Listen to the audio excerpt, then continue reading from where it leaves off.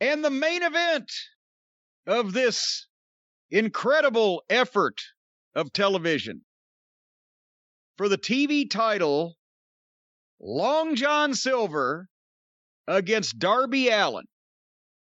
Silver, of course, the vertically challenged comedy underneath goofy babyface member of the Dork Order. So we had the goofy gimmick babyface versus the brooding skateboarding babyface. Why were we supposed to want to see anyone win this? Do we want to see Darby Allin, the brooding skateboarding babyface, beat the shit out of the fucking goofy, fun-loving, gimmick smiling babyface? Or do we want to see the goofy, gimmick smiling babyface kick the shit out of the brooding underdog skateboarding babyface? And Sting, it was noted, was somewhere at the start of the match watching Darby Allin's back against babyfaces, against a babyface group. So he is going to make sure that Darby Allin is not attacked, beaten, assaulted, sodomized, whatever, by the wacky, ice cream-loving Dork Order. And this is the TV main event, and they get started with 15 minutes left on the air. Having said all that about how this match should have never taken place, and they both should have been wrestling different people, and the booking is atrocious, Darby Allin's body language in selling is not just good, it's remarkable. And the abandon in which he throws himself into things, including the dives, which we've said he's the only one who makes dives out of the ring actually look real and look good.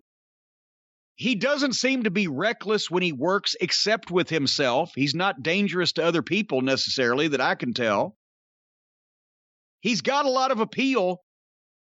If I was running a company today, and we're going to do a mental masturbation exercise here sometime on one of these programs coming up and pick my modern roster that I would sign if I could from any and all companies, I would sign Darby Allin to a contract with a clause that specifically said that as long as he worked for me and I was pushing him as a main event wrestling attraction and a champion or in the title picture and using him prominently on my wrestling show, that he would not be allowed to do any of the stupid, reckless things that he does outside wrestling for free just because he has a death wish or whatever his mental problem is. Because if I'm going to tie up a bunch of TV time and effort and promotion and thought of booking and money in promoting a guy, and he's going to go out and jump off something for shits and grins and break his fucking leg, if I can get to the other one, he's going to have 2 broken legs if I'm the promoter. So I would sign him to a contract based on that if he did any skateboarding or bridge jumping or truck dragging or whatever the things are he does for a hobby, because I guess nobody just sits around watching porn and jacks off anymore, that would nullify the contract. Anyway, apparently Silver took a bump over the guardrail and hurt his arm. I've heard it may be injured for real, but hopefully not seriously. They did a nice spot where Darby Allin went to do a dive and Silver moved out of the way and Darby Allin hit the wrong guy. Laid him out, too. He hits his dives better than anyone. He hits his dives. But he hit a member of the Dark Order, so that's when Sting came out. Sting came out to watch Darby Allin's back because Darby Allin is the one who just hit a member of the Dark Order who's standing there minding his own business, waiting for a fucking train, and got hit with one. And that brings Sting out with a baseball bat. He walks out, calmly threatens no one, but everyone runs away from him. And they're all baby faces now. So 6 or 7 Dark Order members who are allegedly baby faces ran from one 61-year-old guy with a baseball bat that wasn't threatening them in any way. Darby Allin works hard. Silver's good, just small, and they have him acting goofy, which makes him stand out, which is what he wants, but you can't take him seriously, so they shouldn't put him in a main event because he's not a top guy, because he's an underneath goofy guy. And finally, they're going home.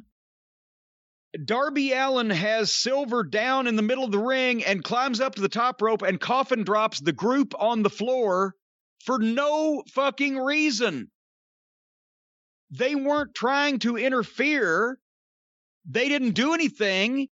The guy's opponent was in the ring down. He climbs to the top rope to finish off the opponent and instead jumps backwards. Oh, and it gets a big pop because you didn't expect it.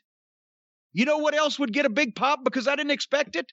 If I get up tomorrow morning and I walk and I open my front door and there's a pink rhinoceros wearing a fucking green polka dotted hat and carrying flowers, I wouldn't expect that either. But some explanation would be required. So anyway, he coffin drops the floor on the group on the floor. Then Silver, of course, takes back over because Darby took his eye off the opponent, gives Darby Allin a big bump off the top rope.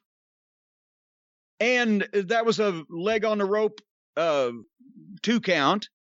And then Darby Allin reverses a powerbomb into a sunset flip thing. Boom, 1, 2, 3. He won as we knew he would. And guess what happened, Brian? Afterbirth.